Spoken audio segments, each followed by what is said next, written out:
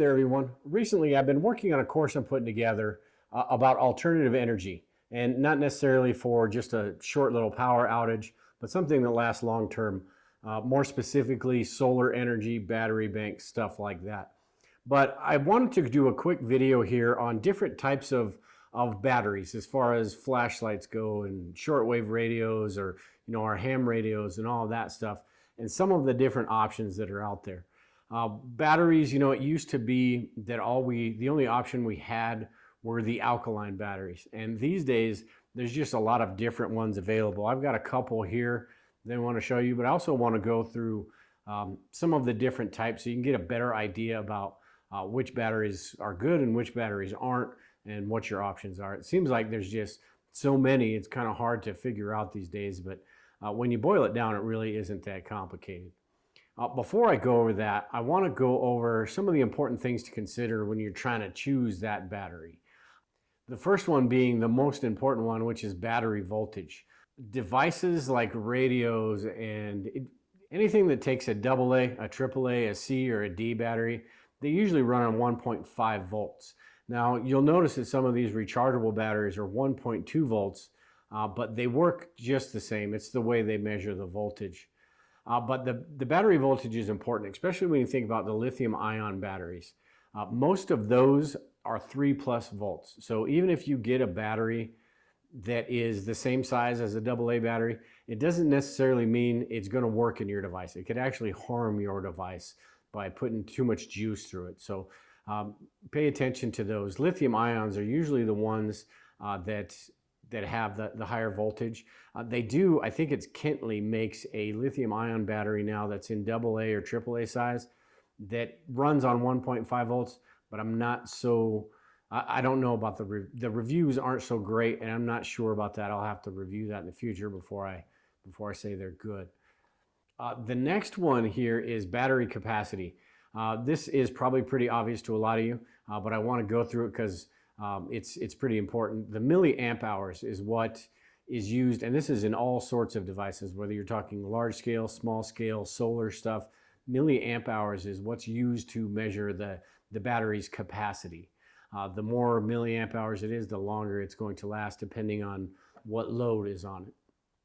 Primary cell batteries, which are the disposable batteries, usually have about 400, maybe 1,000. I mean, it depends on the manufacturer. Milliamp hours, whereas rechargeables tend to have a lot more than that, plus you can recharge those. So look at the battery capacity when you're thinking about cost. Some rechargeable batteries may be a little bit more expensive than the disposable batteries, but when you think about how long you're going to be able to use those, the cost is not as prohibitive as it might seem when you're just looking at the price on Amazon or wherever you're shopping. Another one is the self-discharge rate. This is the amount of stored energy the battery loses over time just by sitting there. This is super important when you're thinking about long-term storage. Some batteries, lithium batteries, are really great at not losing their charge over time, and some, like the nickel-based batteries, those ones have a pretty high self-discharge rate. So I'll go through a few of those here in just a second, but remember that when you're trying to pick a battery, whether it's nickel or lithium or this type or that type, that discharge rate, when you're using it, it's not a big deal. But when you put it in storage and it's been maybe a year or two, year and a half before you use it, you don't want that battery to be down 50% from where it was when you stored it. Another one, which is kind of a big deal, but it's not a huge deal these days, is the memory effect of batteries. Rechargeable batteries, as they get charged, as they lose their charge and they get recharged a number of times, they tend not to go up to full capacity anymore. Now, this isn't as big a deal as it used to be, but particularly in nickel cadmium batteries, this happens when they're like partially discharged, or when you've got a battery charger that isn't the greatest. They suffer from that memory effect. Now, with the advancements in battery technology and all of that, it's not the big deal that it used to be. Another big one that you'll want to look for is the charging cycles. Any rechargeable battery, a lot of them will kind of overstate how many charging cycles they have, so take it with a grain of salt. But there's some pretty good ones out there that can go up to 2,000 charging cycles. Some of the nickel-based ones maybe 500, maybe 1,000. It really, all of this depends on the manufacturer of the battery. So just keep that in mind as well when you're thinking about which rechargeable to choose from, is how many times you're going to be able to use that before it just doesn't work at all, or maybe the charge, it only, it's got that memory effect, it only charges to a certain point. This goes for all batteries, on our cell phones, and in everything. Every battery has a number of charging cycles in it before it just doesn't work like it used to. So before I get into some of the different types of rechargeable batteries, I want to talk about why alkaline batteries are basically a no-no for your long-term storage. If you're going to store them, or if they're going to be in a device for a long time without you changing them, alkaline batteries tend to leak and just wreak havoc. They can destroy your supplies, whether it's a radio. I mean, I'm sure we've all done it, right? When you open up a flashlight that you didn't know, or you forgot about, and it's been a year and a half, and that corrosion and everything's all over it. That's caused by alkaline batteries. So while alkaline batteries, you can, if you've got them in your everyday devices, that's fine as long as they get used.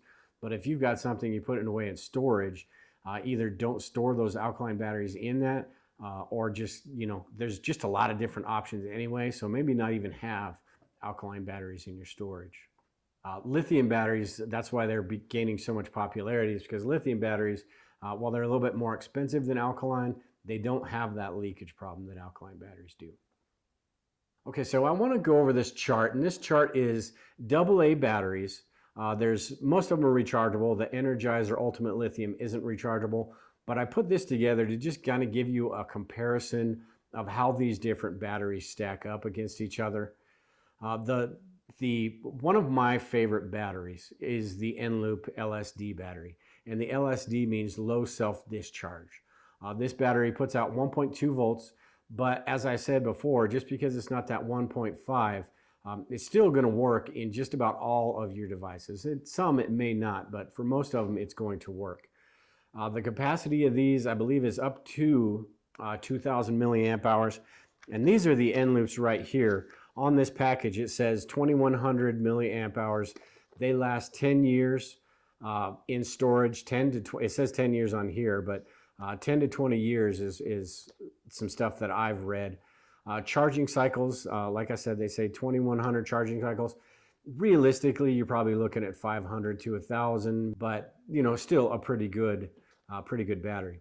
The LSD part of this, the low self-discharge, is what I like about these batteries, because it's 2 to 3% in a year, and I believe they say it will retain 70% of its charge after 10 years. So that's a pretty good battery.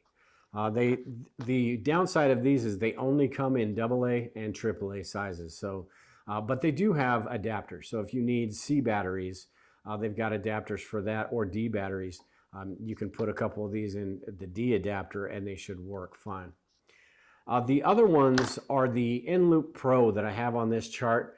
And not so much for these because they're a little bit more expensive. And honestly, they just don't weigh out when you consider the other types of options. These are 1.2 volts as well. These are 25 milliamp hours, 2,500 milliamp hours, so they are a little bit bigger. The charging cycles are really good in these, 1,500 to 2,000. The self-discharge rate is what I don't like about these batteries, 15 to 25% if you're not recharging them. So this type of battery, you'd have to check maybe once a year and just go through your batteries and put them all in the charger, which isn't the worst thing in the world, but a lot easier if you can just make sure those have as much charge in them when you need them. The next one I have here are the the Energizer Ultimate Lithium. The one downside is they aren't rechargeable, but when you're thinking about some sort of power outage or a grid down situation, if you don't have the means to be able to use that battery charger, then maybe these are a good idea. Maybe a combination of both the Loop batteries and these Ultimate Lithium batteries would be a good idea. That way you don't have to have that battery charger available, but you have some options when it comes to your smaller electronics and stuff. Now, the lithium ion, I put this on here because I wanted to show that just because something will fit in your flashlight or your radio doesn't mean it's going to work. Most lithium ions run at 3 or 3+ volts. Kintley does make one that runs at 1.5 volts, but like I said, I'm not real sure about that. You can check them out though if you want, try them out. I may do a review on that later too. But lithium-ion batteries, the double A size has about 1200 or 2500 milliamp hours. The charging cycles are between 500 and 1000. So lithium-ion not quite as good as the NIMH type batteries. The shelf life is really low on lithium-ion batteries, 3 to 5 years. So lithium-ion batteries are also what's in your cell phones, laptops, all sorts of, there's just all sorts of different sizes of this type of battery. So not the most ideal when it comes to long-term storage. Then you have the NICD batteries, which are kind of old school batteries these days. They've been kind of taking a back seat to the lithium and the NIMH batteries. These batteries, in the double A size, run about 1000 milliamp hours. The charging cycles are pretty low. They have 300 to 800, and the discharge rate is just super high. And I think that's one of the main reasons why people are moving away from those and going to the NIMH or the lithium batteries. The shelf life is pretty decent with these, 7 to 10 years. These are also, good for low drain type devices. So if you've got security cameras or, yard lights, motion sensors, stuff like that, that's where these will do better than, say, a flashlight or a radio that uses a lot of power. So that's mainly what these get used for these days. Like I said, these come in all sorts of different sizes. So it's not just the A, the D, the C's, and the stuff that the typical battery sizes. They come in a bunch of different sizes. The good thing about these is they are, super cheap. They're just not really the ideal, pick for any type of long-term storage. So the reason I have these batteries here is because these are kind of my go-to choice when it comes to long-term storage of batteries. The Energizer Ultimate Lithium, if you can, they are a little bit more expensive, but they're going to be great for flashlights, stuff you put in your bug out bag, stuff you put in your truck. They're going to last a while. They're not going to leak, and it's just a good product. A little bit more expensive, but they're great. These end loops also, as far as rechargeables go, these ones just the best on the market, I think. I think there's one other brand that has this LSD, low self-discharge battery. But the end loops are just the ones that I go with. Now, I've gotten the question about, what's the point of having rechargeables if the grid's down? And I did a video a while back about the charger that I have, which is the XTAR VC4, which is a great charger.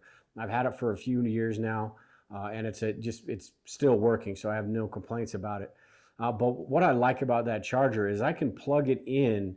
I can plug an external battery that I have for my Goal Zero, so I can charge that battery with solar, and then I can plug this battery charger in to that external battery like I show in this video here that I did a while back, and charge double A's or triple A's with that battery pack that I got the energy from the sun, basically, the solar power, and transfer that into those batteries that maybe I need to use in my flashlights or whatever.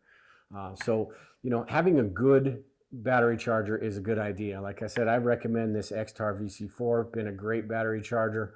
Recharges all sorts of different sizes of batteries. And also, maybe have a battery checker. This is one, we've got a couple here. A battery checker is a good idea, whether you're talking about batteries for remotes, or maybe you've got a drawer that's got a bunch of loose batteries in there and you're not sure which is charged and which isn't. You can hook that up to the little battery tester and see if it's got half a charge, if it's worth throwing away, if it's worth keeping. Those are great to have as well. So that's kind of it on this. I just wanted to do a brief overview. I've also got an article at survivalistprepper.net, which I'll leave the link to below. It's got the link to the video that I talked about with the XTAR charger, or you can just, here on YouTube, you can type in XTAR, on my channel, type in XTAR charger review or XTAR, find that video. But I'll leave the link to the article over at survivalistprepper.net. It goes into a little bit more detail about all of this stuff. But anyway, if you have any questions, make sure and leave a comment below. We will talk to everyone later.